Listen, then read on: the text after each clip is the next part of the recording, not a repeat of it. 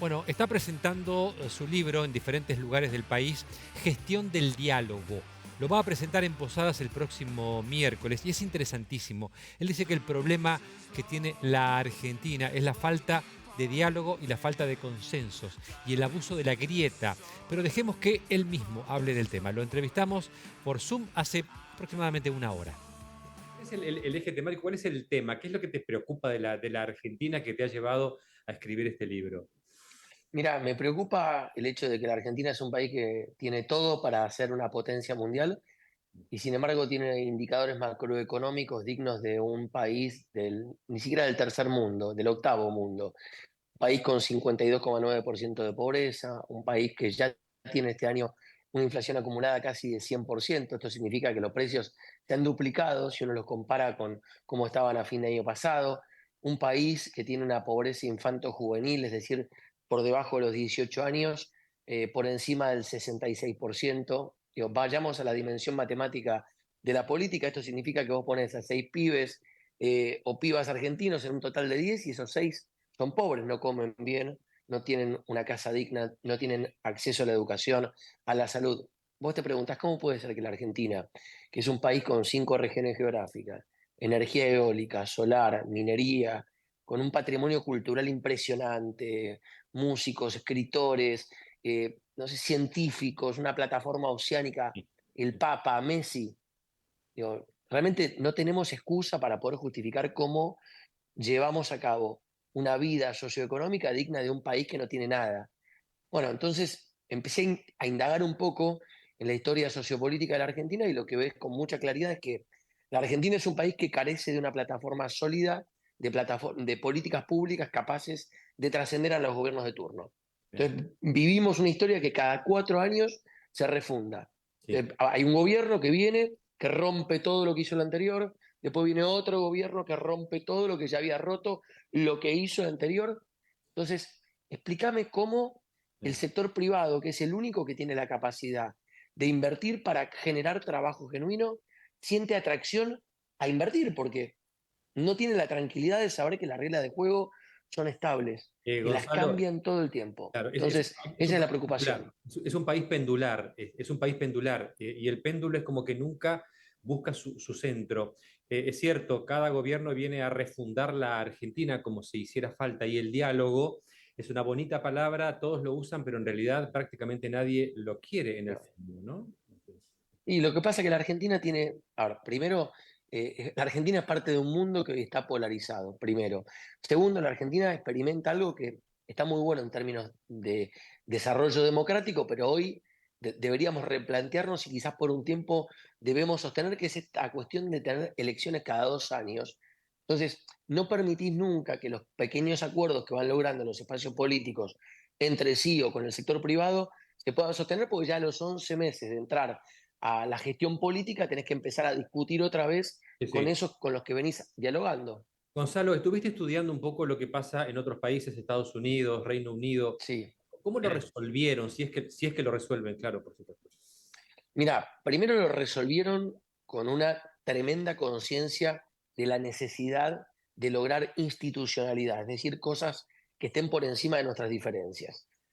¿Por qué? Porque se dieron cuenta que cuando vos lográs institucionalidad, estableces reglas de juego perdurables en el tiempo, el sector privado invierte, hay trabajo y se produce la rueda, ¿no?, positiva del desarrollo, en definitiva es una ganancia para todos.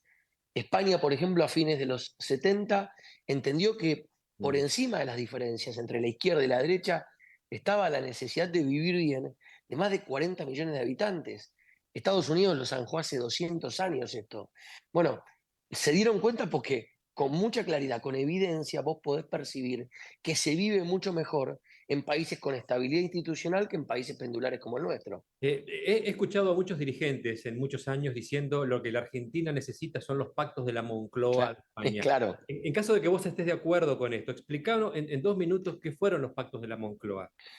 Mira, los pactos de la Moncloa fueron los acuerdos que España logró entre la izquierda y la derecha una vez que se terminó el franquismo. Se terminó la dictadura, España volvió a vivir en democracia y después de más de 4 décadas de sangre, muerte y sobre todo un tremendo panorama socioeconómico, la derecha y la izquierda española entendieron que había que cortarla con estas peleas absurdas y ponerse a trabajar juntos para lograr algunos consensos que permitan que más de 40 millones de españoles vivan mejor. Y es por eso que vos podés ver con mucha claridad cómo España, después de esos pactos, estuvo creciendo 30 años a un promedio de un 3,5% promedio por año, se metió en la Unión Europea, tiene estándares de bienestar espectaculares y hoy, más allá de las diferencias, se vive bien en España. La famosa grieta, un colega muy respetado utilizó y bautizó la palabra grieta. ¿Está en el ADN de los argentinos o es fogoneada y motorizada por el poder porque le conviene? ¿Qué Yo creo opinás? que es un poco de las dos cosas. Está en el ADN porque somos un país muy grande, somos como 5 países viviendo en un mismo territorio, con distintos anclajes culturales, distintas historias, distintas costumbres. Tenemos la bendición de haber sido un país receptor de muchas corrientes migratorias, que también le aportó mucha diversidad a nuestra manera de pensar, de comunicarnos. Entonces, ya de por sí somos un país muy grande, muy difícil a veces entre tantas culturas ponerse de acuerdo. Sumado a eso, y esto lo explica muy bien el recientemente fallecido Premio Nobel de Economía y psicólogo Daniel Kahneman, el ser humano, en su biología, es un ser humano que tiene un cerebro cuyo sistema uno, como diría Kahneman, que es el que actúa por espontaneidad, de manera irreverente, gasta mucho menos calorías que el sistema 2, que es el que reflexiona, y por eso le Mm. queda mucho más cómodo al cerebro actuar de manera intempestiva. La grieta ancla ahí, ratificar, confirmar sesgos, está en el sistema uno. Entonces, por cultura y por biología siempre nos queda mucho más cómoda la grieta, que nos hace mucho daño. ¿Y esa grieta es únicamente responsabilidad de la política o esa grieta se traslada a otros ámbitos de la vida, como puede ser, no sé, las empresas, la sociedad, el deporte? La familia, si querés, ¿cuántos familiares se pelean por cuestiones políticas, arruinan días de la madre, días del padre, navidades, discutiendo cosas absurdas en vez de valorar lo más importante, el bien superior, que es el hecho de estar juntos, que nos queremos, que somos una familia? Lo mismo no pasa a nivel país. Mira, en estas conferencias que doy cuando presento el libro, yo, como diría Tony Blair o Anthony Giddens, que son los padres de la política basada en evidencia, me encanta comparar esto con la medicina. Vos, cuando tenés un ser querido que se está muriendo en terapia intensiva, no te pones a discutir con tu primo sobre quién va a hacer el asado el domingo o sobre lo que pasó en la Navidad, porque lo más importante es ayudar a sostener la calma para que nuestro familiar que la pasa mal sobreviva o se despida en paz. Bueno, hay que empezar a mirar al país como una gran familia que hoy en día está en terapia intensiva, porque tenemos indicadores que son graves, y tenemos que entender que las diferencias entre nosotros son infinitamente más chiquititas que el bien superior, que es que a la Argentina le vaya bien, o que a una provincia como Misiones en este caso le vaya bien, o que a una ciudad como Buenos Aires le vaya bien. Es mucho más importante eso que una pelea absurda por cuestiones políticas, para mí, ¿no? El peruano Mario Vargas Llosa, cuando escribió, y conoces bien el libro seguramente, Conversaciones en la Catedral, Sí. le hace preguntar a uno de los personajes en qué momento se jodió el Perú.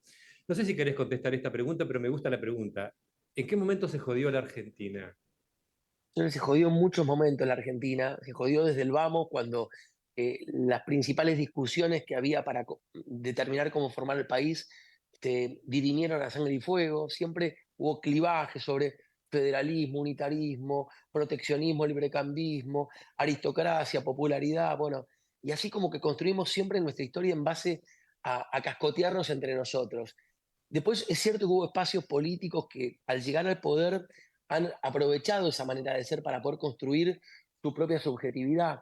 Acá no quiero cargarle al kirchnerismo toda la culpa, porque es cierto que fue una historia de muchos años, pero al mismo tiempo no puedo dejar de decir que el kirchnerismo hizo gala de esta manera de entender la política. Sobre todo se pudo ver con la 125, haciendo confrontar a un país federal, agropecuario, con las grandes ciudades industriales, en vez de ver de qué manera hacerlos conjugar para ser un país grande. Bueno, creo que el kirchnerismo tuvo mucha responsabilidad en ahondar algo que venía de mucho antes. ¿Y estamos mejor ahora en ese sentido o estamos igual o peor? ¿Cómo lo ves?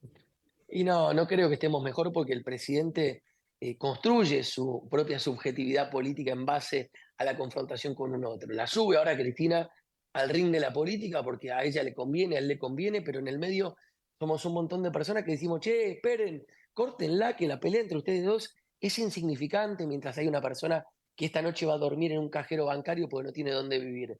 Es insignificante que Milei se pelee con Cristina o Cristina con Milei cuando hay 6 de cada 10 pibes que esta noche no van a comer dignamente. Claro, Entonces, claro. me parece que estaría bueno que se den cuenta que hay que pensar en una Argentina con todos adentro y dejarse de hinchar con estas diferencias que son mínimas al lado de un montón de cosas que nos unen que son mucho más importantes. Gonzalo, te esperamos el miércoles en Posadas entonces.